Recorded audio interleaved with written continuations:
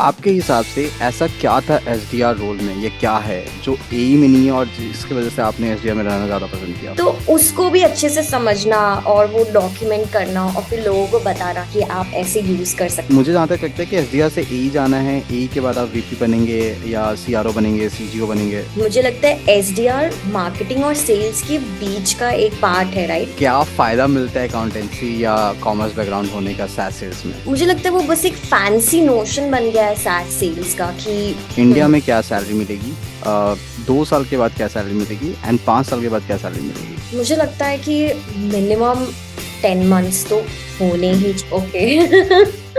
Okay, hello everyone. Welcome back on my channel. So we have Vandana today. She is mentor at Johot. If you know about Johot, Johot is an organization where you can learn SaaS, and she's also working as a SDR manager in ClickPost. ClickPost again a supply chain software company, which is automating the logistic. Welcome, Vandana. Thank you so much for having me. Thank you so much Prateek. I think मैं इसका काफी time से इंतजार कर रही थी। So finally and I am really excited. हम भी बहुत बहुत दिनों से इंतजार करते हैं. So Vandana, let's start with the introduction. Like what exactly you are doing and why this industry? ये यहाँ पे क्यों आए हो आप? इंटरेस्टिंग। तो मेरी जर्नी ऐसी रही है कि मैं पहले फाइनेंस में थी, देन मैं एमबीए करने गई एंड मुझे एक्चुअली दैट टाइम तक मुझे नहीं पता था कि मेरे को सेल्स में जाना है या फिर सैस सेल्स क्या होता है, कुछ आइडिया नहीं था। I got a campus placement xo Xoxoday and I was the first SDR. तो इमेजिन कि आप एक जस्ट कॉलेज से निकले हो और आपको बोल दिया गया है कि आप डेली के 100 ईमेल्स कर दो एंड एपैक रीजन है और ये हमारा प्रोडक्ट है और ये आपको डेमोज लाने हैं। मैं सोच रही थी कि डेमोज क्यों लाने हैं और मैं एक्चुअल सेल्स क्यों नहीं कर रही हूँ और अब मैं 100 ईमेल्स डेली करूंगी तो मैं फॉलो अप कैसे करूंगी, दूसरे ईमेल्स कैसे करूंगी। So it was like a clean slate for me that point in time, but obviously तब बहुत ज्यादा एंथुजियाज्म था। तो मैंने काफी रिसर्च किया फ्रॉम दैट टाइम ऑनवर्ड्स कि बाकी कंपनीज क्या कर रहे हैं, एसडीआर क्या होता है। तो I started from very scratch. मैंने एरन रॉस का बुक पढ़ा, प्रिडिक्टेबल रेवेन्यू। तब मुझे समझ में आया, अच्छा ये तो पूरा नंबर गेम है। एंड फिर मुझे पता चला कि ये मैं मैन्युअली नहीं कर सकती हूँ, इट्स नॉट पॉसिबल। फिर मैंने काफी रिसर्च किया और मैंने मेरे काफी सारे मेंटर्स उस समय बने। Rahul Wadhwa was one of my mentor then. मैं उनको काफी फॉलो करने लग गई लिंक्डइन पे और लिंक्डइन में बहुत एक्सटेंसिवली यूज करने लग गई। उसके बाद मुझे धीरे-धीरे अपने आप ही सब कुछ समझ आने लग गया कि इट्स नॉट अबाउट कि आपको पूरे सेल्स फनल को देखना है, आपको इंटरेस्ट जगाना है। एंड वो itself was such a new and very fresh perspective to sales and I got really enthu about the entire SDR function. And वो रिसर्च करते-करते मैं प्रोसेसेस में बहुत ज़्यादा चली गई। तो समझना कि ऑटोमेशन की ज़रूरत है, उसके लिए सीआरएम होना चाहिए, सीक्वेंसेस बनाने पड़ेंगे, वो सारे प्रोसेसेस में चली गई एंड मेरे वजह से टीम को भी काफ़ी फ़ायदा हुआ। तो ऑब्वियसली आई वाज़ थोड़ा रिकॉग्नाइज्ड अर्ली अर्ली डेज़ में रिकॉग्निशन मिल रहा है। I was like okay, this is my thing, I am gonna continue being in सास सेल्स बिकॉज़ आई थिंक मैं वो उसका जो फंडामेंटल्स है वो समझ पा रही हूँ। एंड टीम को फ़ायदा होने लग गया तो मुझे बहुत ही अर्ली प्रमोशन मिल गया था हम्म. अकाउंट एग्ज़ीक्यूटिव रोल में। वहाँ जैसे मैं गई, मुझे मतलब मुझे लगा था oh wow! Next best thing तो यही है ही, मतलब मुझे ये करना ही था, मुझे जल्दी मिल गया है, why not? But then I realised कि मेरा इंक्लिनेशन एसडीआर फंक्शन में ही है। मुझे पसंद है वो डेली ग्रिल, अ, वो रिसर्च करके जाना प्रोस्पेक्ट को, पूरा एकदम शुरू से समझाना कि हम क्या कर रहे हैं। उनको कुछ आइडिया नहीं होता है and we are reaching out and lot of rejections. But वो जो एक दो यस मिलते हैं ना, आई मीन वो जो किक मिलता है उस समय, तो I think I was just enjoying that and I shifted my gear. I was like I am gonna do this forever. तो that's when I realised and फिर मैंने ऑब्वियसली मुझे वो रोल नहीं मिल रहा था बिकॉज़ दे वर लाइक नहीं, आप अकाउंट मैनेजमेंट में चले जाओ। आई एम लाइक नहीं, मैं नहीं कर सकती हूँ और कुछ। Then I started looking out for something जहाँ मुझे वही प्रोसेस बनाने मिले। तो वो मुझे काफ़ी समय बाद मिला with click post. So Vandana, it's really impressive, and you mention very important point. आपने एक चीज बोला कि आप एसडीआर से जब एई में गए तो आपको एई में कम मजा आने लगा एंड एसडीआर में ज्यादा आ रहा था, ठीक है। इसका दो रीजन मैं जानना चाहूंगा। डेफिनेट मैं एई के बारे में कुछ चीजें क्लियर कर देता हूँ। लोगों को लगता है कि एई दो ज्यादा पेइंग जॉब है, विच इज ट्रू, बट वहाँ पे चैलेंजेस भी बहुत ज्यादा रहते हैं एंड बहुत ऐसे प्रोसेसेस रहते हैं जो एसडीआर कर रहा होता है बट एई नहीं कर रहा होता है, which is research, discovering things, all दो स्टफ, जिसमें नॉलेज आपकी थोड़ी सी रिस्ट्रिक्ट हो जाती है। आप जो कर रहे हो उसी को बार बार रिपीट करना पड़ेगा, सेम तरीके से डेमो देना, फॉलो करना, राइट। आपके हिसाब से ऐसा क्या था एसडीआर रोल में, ये क्या है जो एई में नहीं है और जिसकी वजह से आपने एसडीआर में रहना ज्यादा पसंद किया? आई थिंक एसडीआर फील्ड में ना एक बहुत ही इंटरेस्टिंग बात है कि आपको वो डेली सेम टास्क तो करने हैं, but at the same time आप उतने ही क्रिएटिव हो सकते हो, जो कि अब एज एन अकाउंट एग्जीक्यूटिव आप उतने क्रिएटिव नहीं हो सकते हो, राइट? हम्म। बिकॉज आपको एक पर्टिकुलर प्रोसेस फॉलो करना है एंड आप सिर्फ क्लोजर वाले सेगमेंट में हो, तो आपको वैसे ही कॉन्वर्सेशन करने पड़ेंगे कि वो क्लोज हो जाए, राइट? एंड वो थोड़ा मेरे हिसाब से ज्यादा प्रेशर वाला रोल होता है, राइट? आप रेवेन्यू की तरफ ज्यादा देख रहे होते हो। मुझे एसडीआर डिवीजन में ऐसा लगा कि मैं रिलेशनशिप्स डेवलप कर रही हूँ और एट द सेम टाइम मैं सेम काम तो कर रही हूँ, बट मैं क्रिएटिविटी भी उतना ही ला पा रही हूँ। आज मुझे वो ईमेल का टेम्पलेट मिला है, बट मैं उसे अपने तरीके से चेंज कर सकती हूँ और फिर मैं देख सकती हूँ वो काम कर रहा है कि नहीं। अगर कर गया तो मुझे मेरी क्रिएटिविटी को एक बूस्ट मिल रहा है एवरी डे, राइट? हम्म। आई थिंक मैं वो मिस कर रही थी, और इसीलिए मुझे था कि मैं वहां जाऊं और थोड़े एक्सपेरिमेंट्स करूं, मेरी टीम को थोड़ा और फायदा हो। इनफैक्ट बहुत ही कॉमन चीज है कि sales navigator, very common, right. वो भी लोग सही से इस्तेमाल नहीं करते हैं, क्योंकि वो 100% यूज नहीं हो रहा होता है, हाँ। Daily correct. टास्क में फँस जाते हैं। तो उसको भी अच्छे से समझना और वो डॉक्यूमेंट करना और फिर लोगों को बताना कि आप ऐसे यूज़ कर सकते हैं। तो आई थिंक मैं बस उसी डायरेक्शन में चली गई and I was enjoying it. Vandana, what is the end goal of SDR? So SDR तो रहते हैं लोग, ठीक है, सीनियर एसडीआर बनते हैं, हुँ, फिर हुँ, टीम लीड हो जाता है, ठीक है। हुँ। बट मुझे जहाँ तक लगता है कि एसडीआर से एई जाना है, एई के बाद आप वीपी बनेंगे या सीआरओ बनेंगे, सीजीओ बनेंगे। एसडीआर में क्या रोल है? एसडीआर का एंड गोल क्या है? सबसे हाईएस्ट पोस्ट क्या है? आई थिंक अभी तक जो नोशन रहा है कि एसडीआर से आप एई ही बन सकते हो, sales director later on, team lead, VP sales. But मुझे लगता है एसडीआर मार्केटिंग और सेल्स के बीच का एक पार्ट है, राइट? कहीं ना कहीं एमालगमेशन है वहां पे। एंड आप एक फ्रंट फेस हो, तो आप कहीं ना कहीं एक मार्केटिंग इनसाइट भी आपको मिलता है, आपको कहीं ना कहीं प्रोडक्ट इनसाइट भी मिलता है। आपकी जो इनसाइट्स होते हैं ना कि आपने 10 लोगों से बात किया और फिर आपको पता चला कि लोग प्रोडक्ट में ये ढूंढ रहे हैं, ये नहीं ढूंढ रहे, वो जो ऑब्जेक्शंस मिलते हैं ना, उससे आप काफी चीजें डिराइव कर सकते हो और फिर आप वही डिपार्टमेंट को जाके अपनी इनसाइट दे सकते हो। सो आई थिंक वो हम्म। काफी मिसिंग है अभी, एंड इसीलिए एसडीआर्स को लगता है कि उनकी लिमिट है वो एई बनना, बट ऐसा बिल्कुल नहीं है। आई हैव सीन एसडीआर्स की वो एसडीआर से सेल्स इनेबलमेंट एक बहुत ही नया फंक्शन है ये, hmm. Little bit into marketing plus sales, sales enablement में जा रहे हैं। They are getting into customer success because maybe they are very good at developing relationships, very good with understanding the customer and उनके pain points जल्दी समझ लेना, उनको resolve करना, उनका वहां पे किक आता है। तो आई थिंक अर्ली स्टेज में अगर आप थोड़ा अपने पर्सनालिटी ट्रेट्स और कहाँ इंक्लाइंड हो वो थोड़ा आप नोटिस कर रहे हो, या फिर आप ये टास्क अपने मैनेजर को दे दो कि you tell me where are like top 3 things जो मैं अच्छा कर रही हूँ या कर रहा हूँ, आप मुझे बताओ और क्या ऑप्शंस है आप वो मुझे बताओ, right? So early stage discussion बहुत इंपॉर्टेंट है जो एसडीआर अभी नहीं करते हैं। वो एक नोशन के साथ चलते हैं कि एक साल यहाँ रहेंगे फिर स्विच करेंगे या सीनियर बन जाएंगे या एई बन जाएंगे। आई थिंक वो हमें थोड़ा सा we have to take a back seat, realize कि कहाँ हमारे ट्रेड्स जा रहे हैं। हाँ, मैं हम्म। प्रोडक्ट पे भी जा सकता हूँ। Why not? If I'm understanding the product to that depth, why not? मैं बिज़नेस एनालिसिस में जा सकती हूँ। वेरी वेरी वेरी बहुत ईज़िली जा सकती हूँ क्योंकि आप मे बी वो डेप्थ समझ रहे हो, आप अपने जो सेल्स मैट्रिक्स है, आप वो ईज़िली समझ पा रहे हो। अपने मैनेजर जब मैनेजर आपको बता रहा है कि this has been the progress, आप वो बहुत अच्छे से समझ पा रहे हो। या आप हुँ, कस्टमर सक्सेस में जा सकते हो, सेल्स इनेबल में जा सकते हो, मार्केटिंग में तो डेफिनिटली जा सकते हो। अ, हुँ। आई थिंक बहुत रास्ते हैं सॉफ्टवेयर जिस टेस्टिंग में भी जा सकते हो because you know the first level of softwares right? So कैसा वो होना चाहिए क्लाइंट के लिए। हाँ, बिल्कुल, बिल्कुल।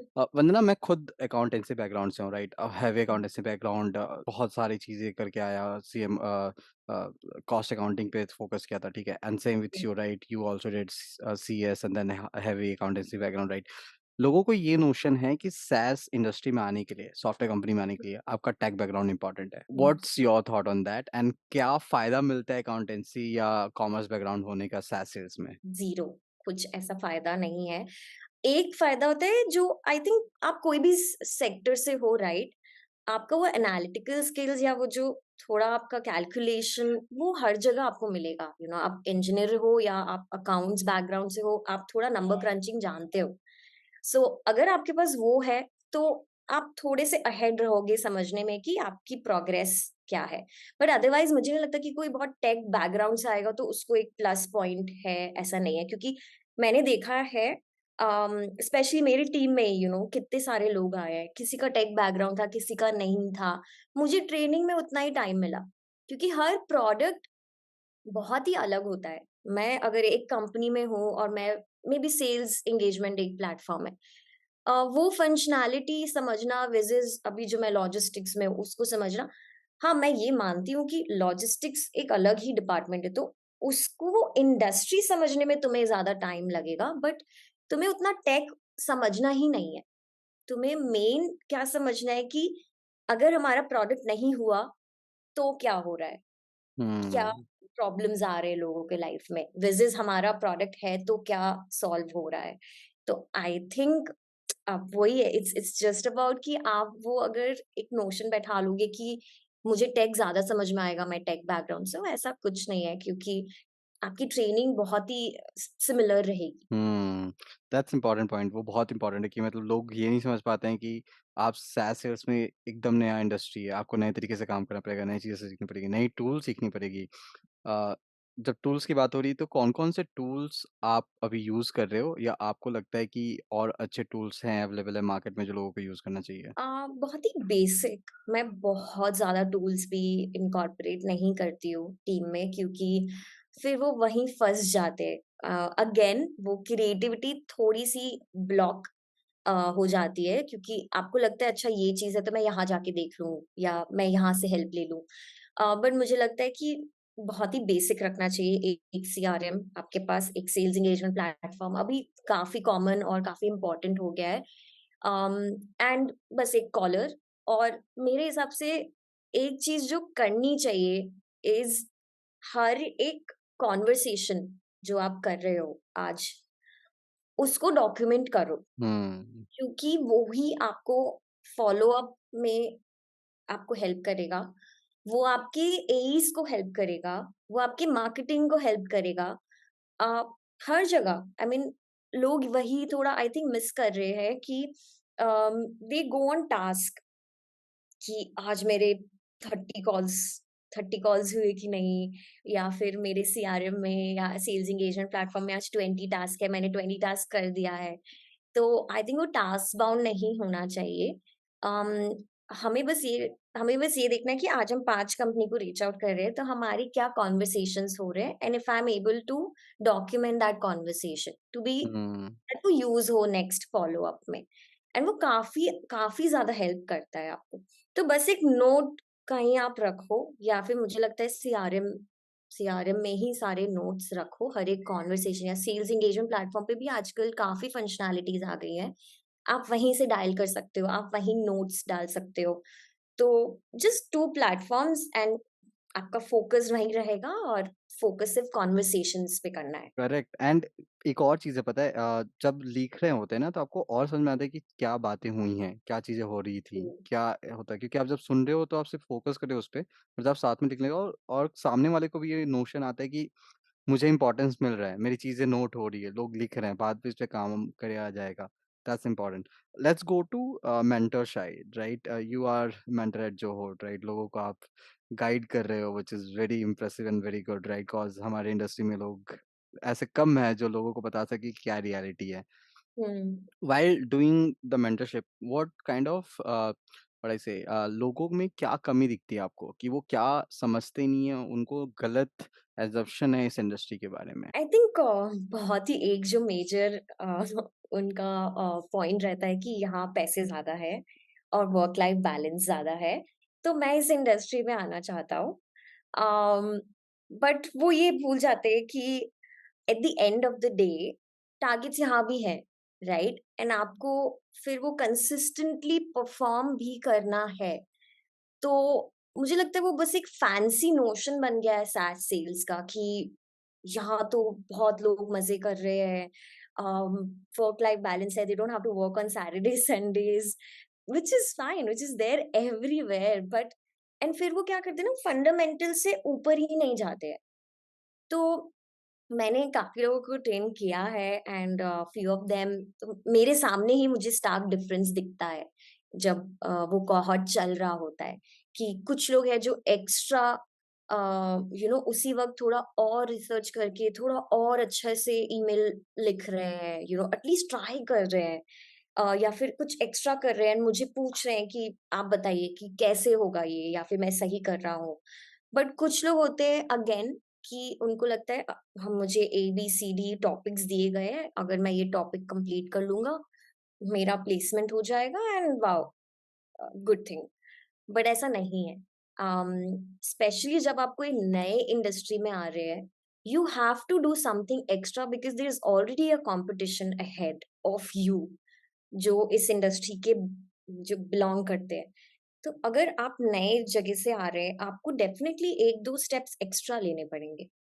तो वो मुझे थोड़ा कमी लगता है लोगों में कि वो जो थोड़ा-सा और क्यूरियोसिटी, थोड़ा-सा और वो हंगर कि मैं इस इंडस्ट्री में आऊँगा और मैं इस इंडस्ट्री में भी I will do really well. वो जो एक मंत्र है ना, स्टे हंग्री स्टे फुलेस्ट, वो लोग नहीं रहते हैं। वो लोग भूल जाते हैं कि यू हैव टू कंप्लेंट हो जाते हैं। हाँ, तो it's all about how curious you are about the product, tool ये एंड गाइस स्पेशली अगर आप लॉजिस्टिक में हो तो सैटरडे संडे कोई ऑफ नहीं होता है, कोई भी हॉलिडे नहीं होता है। True, I work on Saturdays. Even though Sundays call आएँगे ही कि ये नहीं हो रहा है, सैस तो गोली मारो पर लॉजिस्टिक्स में तो ये होने वाला है। That's going to happen. So Vandana, now I will take one strong question from you, right? See salary की बात हुई। लो आपने बोला कि पैसे बहुत ज़्यादा लोगों को लगता है, नहीं है, जो भी है वो अलग बात है। But as per you, as if a person going to start as a SDR, India hmm. में क्या सैलरी मिलेगी? 2 साल के बाद क्या सैलरी मिलेगी एंड 5 साल के बाद क्या सैलरी मिलेगी? ये थोड़ा-सा डिफ़र करता है ऑर्गनाइज़ेशन टू ऑर्गनाइज़ेशन। अम, आप 2 टाइप की कंपनीज़ इमेजिन कर सकते हो। एक जो बहुत ही एस्टैब्लिश्ड है, व्हाटफिक्स, सेल्सफोर्स जैसी कंपनीज़, और एक हमारे जैसी कंपनीज़ जो एस्टैब्लिश हो रही हैं, बट बहुत ही अर्ली स्टेज में उनको ये रियलाइज़ेशन हो गया है कि एसडीआर फंक्शन के बिना वो प्रोग्रेस नहीं कर पाएँगे। तो there are 2 type of companies. Now आप एक फ्रेशर हो। इफ आप फ्रेशर हो, आपको ऑब्वियसली आपने वो कभी मोमेंटम वगैरह दिखाया नहीं है in the past, so people won't trust you on the basis of your resume that much, but आपने अगर इंटरव्यू में वो हंगर दिखा दिया है तो somewhere around like 6 to 8 is something that you can expect minimal. Hmm, मैं उससे ज्यादा आई गेस मैं भी रोल आउट नहीं करती हूँ वहां पर क्योंकि फ्रेशर हो, बट अगेन मैं 6 टू एसडीआर की 8 तरफ से 6 टू बोलना, 8 एलपीए मैक्स एलपीए, आप बोल रहे हो, यस, ठीक है। बट मैं यहाँ एसडीआर्स को बोलना चाहूंगी कि अगर आप फ्रेशर हो और आपको ये दिया जा रहा है, आप सैलरी पे नेगोशिएट मत करो।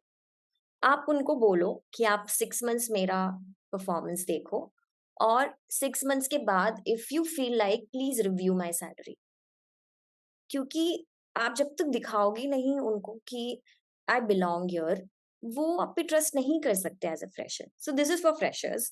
For someone who is with 1 year of experience, they can definitely expect something around 10 to 14। Now 10 to 14 क्यों? अगर वो कुछ अच्छा ब्रांड लेकर आ रहे हैं या फिर बहुत अच्छा बैकग्राउंड, किसी किसी का एजुकेशन भी बहुत अच्छा होता है, may be they have done it from an international university, but they don't have too much of SaaS sales experience. या फिर किसी किसी का एडटेक या बाकी कोई इंडस्ट्री में बहुत रिच एक्सपीरियंस होता है, they maybe have leading, they were leading a team maybe, but now they want to enter SaaS, and उनका दो साल से ऊपर का sort of like experience रहा है, so they can definitely expect something like 10 to 14, 15 also if very good. But if you have like और भी थोड़ा ज़्यादा experience, it maximum can go till 18. I haven't seen SDRs जो initial offer होता है वो 18 के बियॉन्ड मैंने नहीं देखा है। फॉर दैट मैटर जब वॉटफिक्स और ये भी हाई सैलरीज दे रही थी, it was like 17 18 only, but now they have also reduced because obviously they have to now hire more. So वो नोशन के साथ भी मत जाना things have changed a lot.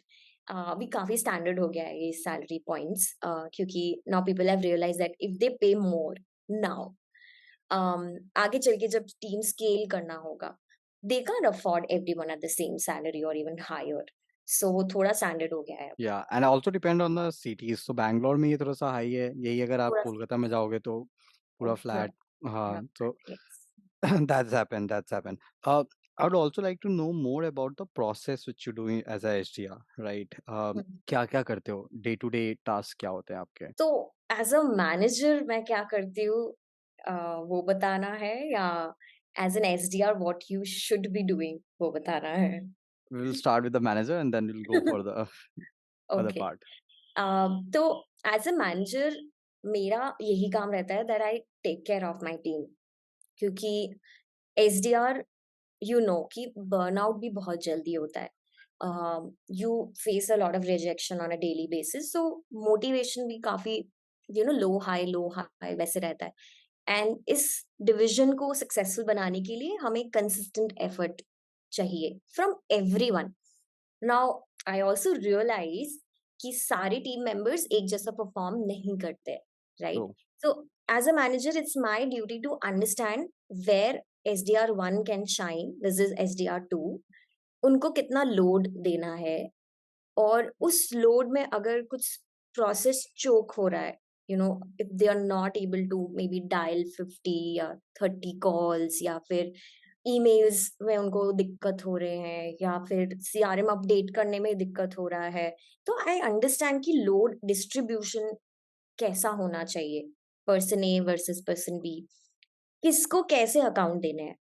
Now SDR दो टाइप के हो जाते हैं वंस दे एंटर ऑर्गेनाइजेशन। एक तो नॉर्मल SDR जो यू नो जस्ट आए हैं मे बी, एंड दूसरे जो थोड़े सीनियर हो जाते हैं, they move to little bit of a strategic SDR role.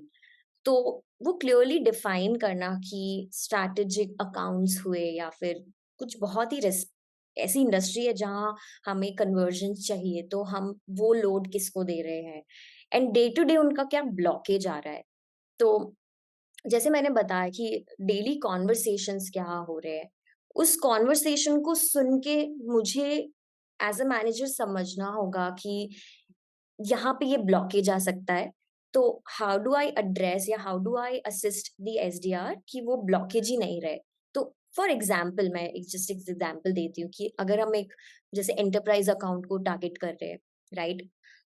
हमने 4 लोगों से बात कर लिया, वो थोड़ा हमको डिले कर रहे हैं कि हाँ हाँ हम देख लेंगे, या फिर कॉल मी नेक्स्ट वीक ऐसा कुछ हो रहा है scenario, but we want that account, and हमें राइट POC भी मिल गया है फॉर एग्जाम्पल, बट कुछ बात नहीं बन रही है, राइट?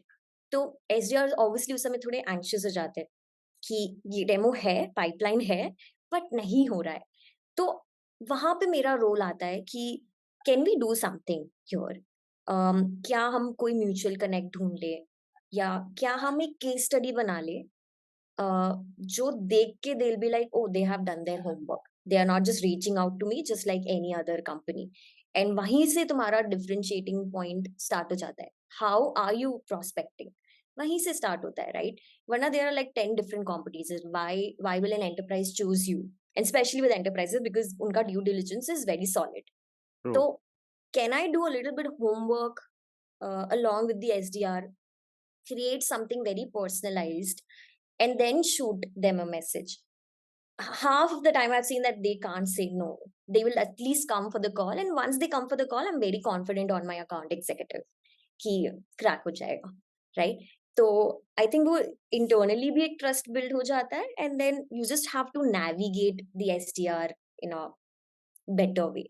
क्योंकि कहीं ना कहीं वो जब वो डेली 10 15 20 लोगों से बात कर रहे होते हैं, तो वो ऊपर से इतना नहीं सोच पाते, जैसे वो हम सोचते हैं ना कि हम ऊपर से देख रहे हैं, तो वो मैनेजर्स भी ऊपर से देख रहे होते हैं, एंड उनको एकदम दिख जाता है कि ओ ये इस वजह से रुका है, यहाँ मैं हेल्प करती हूँ, यहाँ नहीं करती हूँ.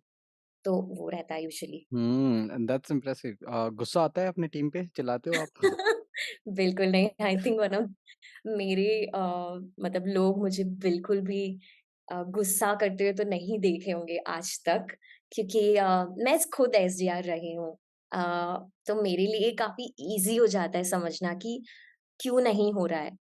और हुँ, अगर मैं ही गुस्सा करूंगी, तो वो तो यही समझेंगे ना कि एसडीआर ही डिवीजन ही ऐसा है, and they will always on a look out for something better. तो हुँ, वो चीज तो बिल्कुल ही नहीं करनी है. I think I was very clear. बहुत ही इंटरेस्टिंग फैक्ट है कि मैं अपनी टीम का एक कल्चर डॉक्यूमेंट बना के रखती हूँ हुँ, कि these are the few value systems जो हम एज अ टीम देखेंगे. तो उसमें humility is one of the values, ownership is one of the values, transparency is one of the values. तो आई थिंक ऑर्गेनाइजेशन लेवल तो value system बनता ही है. एंड मैंने तो अपने ऑर्गेनाइजेशन के लिए भी बनाया था क्योंकि I was like very early joiner, मतलब 10th हुँ, एम्प्लॉय. मैंने एचआर को भी मैंने हायर किया है. तो आई थिंक वो वहीं से आया कि you know do it in a very proper way. Like hmm, वरना मेरा बैड एक्सपीरियंस भी रहा है, तो विद माय मैनेजर्स. तो आई थिंक मैंने वहां से वो सीख लिया कि क्या नहीं करना है. हुँ, बहुत ही अच्छा टेक अवे था कि बिल्कुल भी अग्रेशन और ये हम नहीं दिखाएं टीम को. Otherwise they will lose trust in you, very simply put. And वो तुम्हारे सामने प्रॉब्लम्स लेकर ही नहीं आएंगे, बीट पर्सनल या प्रोफेशनल, एंड तुम कुछ नहीं कर सकते हो फिर, as a manager. So why to do this? Hmm, true, true. Uh, I just wanted to know one more thing Vandana. I know एक बहुत गलत मिसकंसेप्शन है एसडीआर और इनसाइड सेल्स को लेके, ठीक है? हम्म. थोड़ा-सा आप इसको क्लियर करो। इनसाइड सेल्स क्या करती है? क्या रोल होता है? क्यों चाहिए होते हैं? एसडीआर क्या करते हैं? वो हम्म. थोड़ा-सा एक बार आप क्लियर करो, डिफरेंस बता दो। आई थिंक काफी लोग सोचते हैं कि बीडीआर मतलब आउटबाउंड, एसडीआर मतलब इनसाइड सेल्स. वो थोड़ा ऑर्गेनाइजेशन टू ऑर्गेनाइजेशन डिफर करता है डेफिनेटली.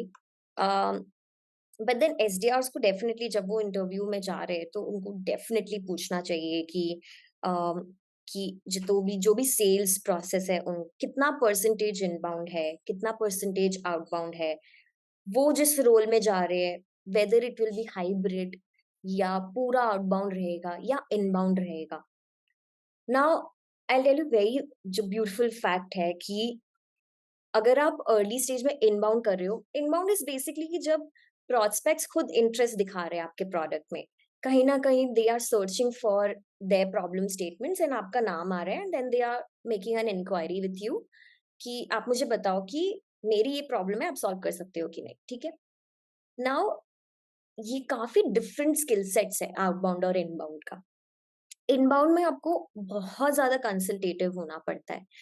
यू हैव टू से no hmm, a lot more than an hmm, outbound SDR.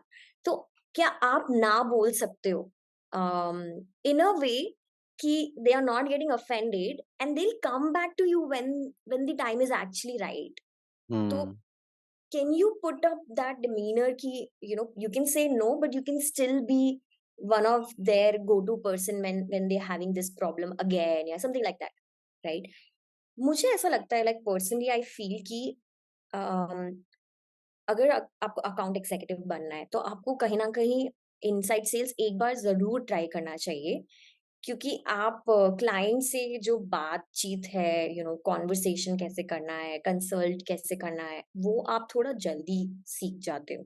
A, outbound में अलग स्किल सेट्स चाहिए, उसमें आपको परसुएसिवनेस, वो थोड़ा कन्विंसिंग पावर थोड़ा ज़्यादा चाहिए as compared to inside sales.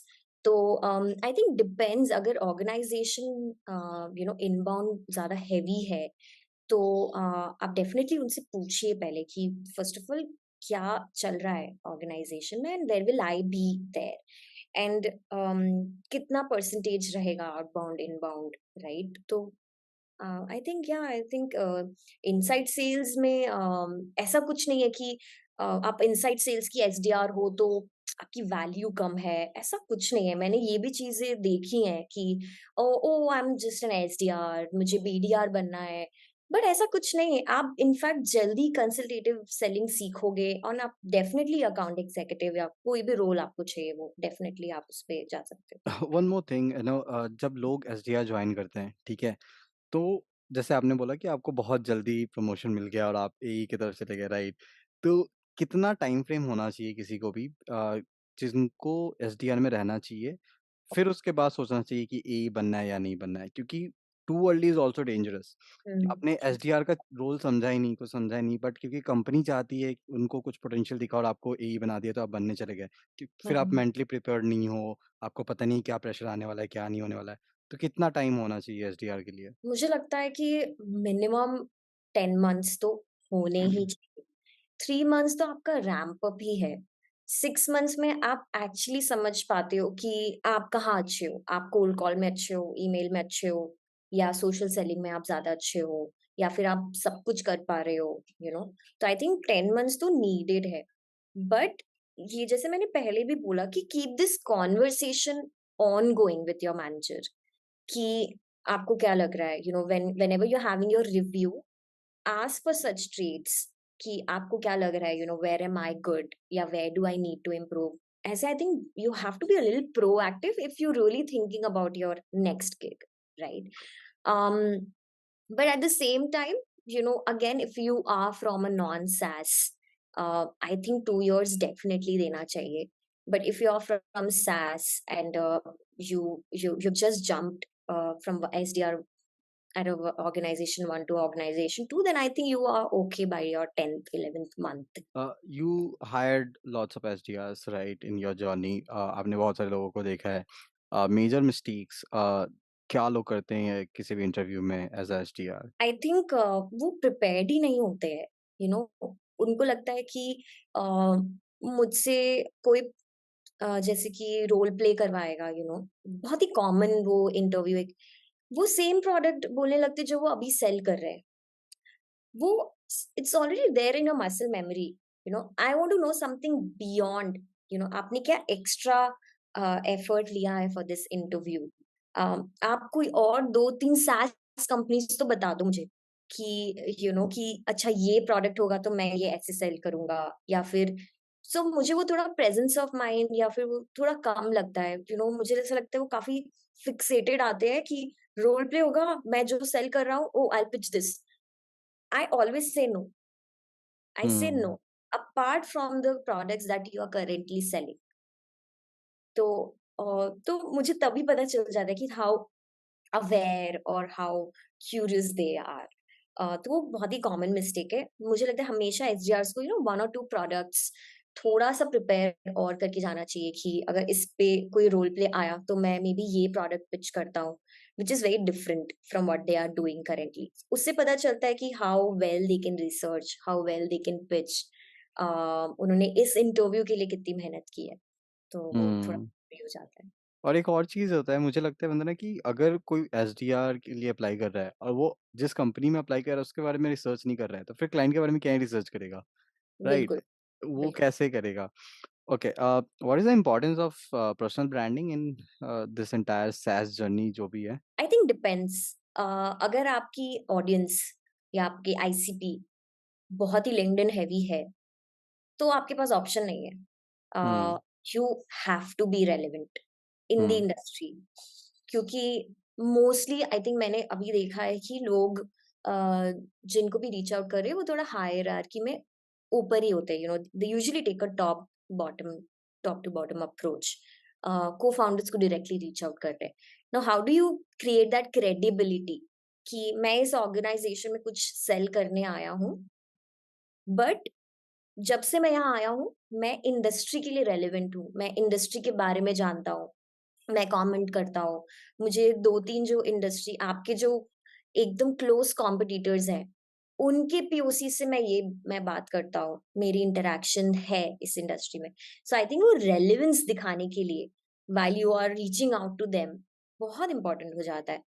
But there are few products या फ्यू आईसीपीज़ जो लिंक्डइन हेवी नहीं है। अ, उस केसेस में आई थिंक वो थोड़ा एक पर्सनल रूट हो जाता है दैट इफ आई वांट कि मेरा पर्सनल ग्रोथ ज़्यादा हो, then I can take this route. So I think वो भी थोड़ा एक जुडिशियल कॉल हो सकता है that how relevant you want to be in that industry, how soon you want to progress and आप अपने आप को एक थॉट लीडर की तरह देखना चाहते हो कि आपको बस अपना काम करना है and you just want to prove, hit your quota and just relax. So I think वो एक कॉन्शियस कॉल होता है एंड आई थिंक वो भी अभी थोड़ा ज़्यादा ही लोगों को बोला जाता है that if you are not doing this you are out of the game. ऐसा बिल्कुल नहीं है। I've seen people, seen SDRs who are hitting 300, 400% of their quota, getting very early promotion, but they are not active on, like, not doing a lot of like personal branding, but they are definitely talking to people, folks that are relevant to them. So I think Hmm. it's just how do you want to progress? You the first one जिसने ये सारी चीज़ें सच्ची-सच्ची बताई है क्योंकि जिससे भी पूछो वो सब वही ज्ञान देने लगते हैं कि लिंक्डइन इम्पोर्टेंट है, you have to be personal branding ये वो राइट रेलेवेंट लोगों So, को ये देखना चाहिए। इवन मैं भी करता हूँ क्योंकि मैं इसलिए करता हूँ क्योंकि मुझे अच्छा लगता है तो मैं लोगों को भी बोलता हूँ करना चाहिए right but it's your call if you don't wanted to be in a limelight that's totally okay आप अपना काम करो, काम करके घर पे जाओ, चिल करो, फ्राइडे नाइट पार्टी करो that's your call right? 'cause true. that's definitely an added workload. I mean आपको डेफिनेटली वो सोचना पड़ता है राइट कि आप क्या बताना चाहते हो। तो वो एक अपने में एक बड़ा टास्क है, होमवर्क है। तो hmm. If you are up for it then only do it. वो हाफ हार्टेड जो लोग करते हैं ना कि चैट जीपीटी से निकाल लिया, डाल दिया, डेली हुँ। बड़े बड़े पोस्ट आ रहे हैं, सो वो पता चल जाता है कि आप just doing it for the sake of it. या वैसे मैं भी चैटजीपीटी कभी-कभी यूज़ करता हूँ बट गाइज़ मैं वो भी करती हूँ बट अगेन आप क्या इनपुट कर रहे हो वहां पे, yes right? That's this is what I wanted to say कि चैटजीपीटी या कहीं पे भी आप कुछ भी जनरेट करने के लिए आप क्या डाल रहे हो वो इम्पोर्टेंट है। So I can also search Google पे कि coffee is good for health and वो मेरे पास पूरा अच्छा ही चीज़ें आ जाएँगी। I can also search coffee is bad for health and वो खाली खराब चीज़ आएगी। So it's important what you are putting and the output will be depending on your inputs right? Vandana, how good to be in Bangalore as a SDR? I think pretty much. अगर आप again कुछ कुछ लोग होते हैं जो जिनको remote work ही करना है and that is also one of the factors people are attracted to SaaS sales कि Hmm. यहाँ रिमोट अपॉर्चुनिटीज है, सो उनके लिए वो प्रायोरिटी है। But Bangalore as a place I think growth opportunities as compare to other cities specially in SaaS वो definitely ज्यादा है। I've also seen कि अभी बाकी सिटीज भी काफी ज्यादा हेवी ऑन एसडीआर्स हो गई हैं। फॉर एग्जांपल चेन्नई तो शुरू से, आई मीन फ्रेशवर्क्स ने पूरे Hmm. चेन्नई को बदल Freshworks दिया and है। Joho. जो यस डेफिनेटली, तो वो तो है ही। Now I have seen Gurgaon में, दिल्ली में there are lot of opportunities जो वहां पे आ गई हैं। तो मुझे लगता है आप दो तीन मेट्रो सिटीज में कहीं पे एक एक सिटी आप टारगेट कर सकते हो एंड फिर आप वहीं की कंपनीज थोड़े ढूंढो। वो थोड़ा बेटर है। आई वोंट से कि it's just Bangalore, but it's definitely one of the relevant one for SaaS sales. I also wanted to talk because you are mentoring lots of people, right? And you are coming from a city जो थोड़ा सा restrict करता है लोगों को आगे बढ़ने से and we all know, right? कि वहाँ पे वैसा thought नहीं है, वैसा culture भी नहीं है. So what is the importance of leaving your hometown and going outside to work, especially cities like Bangalore, Gurgaon, Delhi, NCR, Mumbai, Pune? ऐसी जगह पे जाके काम करने के लिए कितना इम्पोर्टेंट है? क्यों करना चाहिए या क्यों नहीं करना चाहिए? डेफ़िनेटली करना चाहिए, स्पेशली जब आप अपने अर्ली स्टेज में हो। अम, मुझे लगता है कि अपॉर्च्युनिटी तो सेकंड है, आपकी लर्निंग रुक जाती है एंड आपका वो नेटवर्किंग रुक जाता है, राइट? मुझे लगता है मेरे करियर में मैंने एक चीज़ जो बहुत अच्छा शुरू से किया है is not restricting to what I know. I was um, always on a lookout कि there is someone who knows better than me and let me connect with him. वो तभी होगा जब आप अपने कंफर्ट ज़ोन से बाहर जाओगे। एंड वो मेरे लिए काफ़ी वर्क किया। As I told you right मेरे को बहुत अर्ली स्टेज में I started finding my mentor कि मैं उनको देखूँ कि वो क्या कर रहे हैं, उनसे बात करूँ। तो और उनसे मिलूँ, एक फेस फेस टाइम का जो एक वैल्यू होता है ना, वो अलग ही होता है। You know that's why hmm, people now force for face to face meetings, right? Why do hmm, and I've seen clients जो बहुत ही ना कर रहे थे, suddenly we meet them and they're like yeah I think we can explore, right? So वो face value बहुत ज़्यादा important हो जाता है। तो अगर आपको एज एन मतलब एक इंडस्ट्री में ग्रो करना है, आपको इंडस्ट्री के साथ चलना पड़ेगा। वो साथ चलने के लिए आपको 4 और लोगों से बात करनी पड़ेगी, उनसे समझना पड़ेगा कि उनके प्रॉब्लम्स क्या है। क्या आप वो आपसे रेज़ोनेट कर पा रहे हैं, क्या आप उनसे रेज़ोनेट कर पा रहे हो। 2 चीज़ें और सीखो। उसके लिए बाहर जाके क्योंकि आपको सिमिलर माइंड्स मिलते हैं। आपका मेबी फ्लैटमेट ही सैड सेल्स में हो, यू नेवर नो, राइट? तो आप राइट, ब्रेनस्टॉर्म कर सकते हो। अम, नेटवर्किंग सो दैट हमारा भी we are also connected through a network, right? Right, right, this this this could have happened like only because of that कि हमें पता चला ओके यहाँ पे एक अरीना है, यहाँ पे हमारे जैसे लोग हैं, why not learn from them? And जो लर्निंग आ रहा है वो लोगों से और शेयर करो ताकि 4 और लोगों को पता चले। तो आई थिंक ये जो सीखना और सिखाने वाला जो मोटिव है ना, वो रहना चाहिए क्योंकि तभी as an industry we will progress क्योंकि वी डोंट हुँ, वांट कि कल को ओनली वी आर नोन कि ओके यूएस के एसडीआर्स ही अच्छे होते हैं। I have this thing in my mind कि आगे चल के ऐसा होना चाहिए कि इंडिया एसडीआरस मतलब हुँ, एसडीआरस चाहिए तो इंडिया जाओ और वहां से लो। There are lot of companies जो यहाँ पे अब ग्लोबल एक्सीलेंस टीम बना रही हैं बिकॉज दे हैव रियलाइज्ड कि यहाँ के SDRs are more they hustle a lot, they are creative. तो I think that is only possible once you have that kind of like community and networking. yeah, and that's important. And even people are proving that Freshworks ko le lo, Zoho ko le lo, Whatfix ko lo. So all these people are from India and they are cracking the entire globe and selling across globe, right? And that's what's happening. This is what we are developing. This is what, as a community, we are growing as a whole, right? One last question. Mhm. What's your future goal? Okay. This is And actually this is a question is just coming from Janta. या जनता सो I always so मुझसे क्योंकि लोग पूछते रहते हैं कि क्या करना है एंड क्या है ठीक है ठीक है Okay. अभी तो आप यंग हो चलो you are into your 20s and all वो सारा चीज चल रहा है बट हाँ, आफ्टर 40s आफ्टर 50s क्या करना है will you be SDR for entire life will you be a AE for entire life will you be a head of growth entire life ये तो नहीं हो सकता सो व्हाट इज द नहीं। End goal क्या करने वाले हो मेरा काफ़ी सेट प्लान है एक्चुअली। हम्म तो I want an early retirement for sure. मुझे चाहिए कि मैं 40 तक एसडीआर डिवीजन में ही रहूँ, become a thought leader of course. I help people who genuinely want to enter SaaS and उनको वो एक पाथवे देना कि this is what you should do, this is what you can avoid, something like that. Till a point वो करना and then I would definitely want to do something which is not related to this, but I can utilize जो मैंने skill sets यहाँ पे सीखे हैं, sales का, mentoring का, team handling का। तो मैं definitely एक startup करना चाहूंगी आगे चल के which is not related to SaaS at all, क्योंकि मुझे end goal जो चाहिए वो थोड़ा B2C साइड चाहिए। तो मेरा थोड़ा अलग है, very set plan. Let's see how it progresses. But for the next 10 years, this is something that I want to do for sure, and give back to the community also. ये नहीं कि मैं थोड़ा again अपना काम करूँ चली जाऊँ, I'm not creating an impact. I think for that matter छोटे-छोटे गोल्स भी रखने चाहिए कि मुझे चाहिए कि अभी मैं इस ऑर्गनाइज़ेशन में हूँ, तो यहाँ मैं क्या इम्पैक्ट क्रिएट कर रही हूँ एंड अगर मैं यहाँ से जाऊँगी, तो they should feel it. Hmm. और मैं अगर कहीं और जा रही हूँ, तो वहाँ मैं इम्पैक्ट क्रिएट करूँ।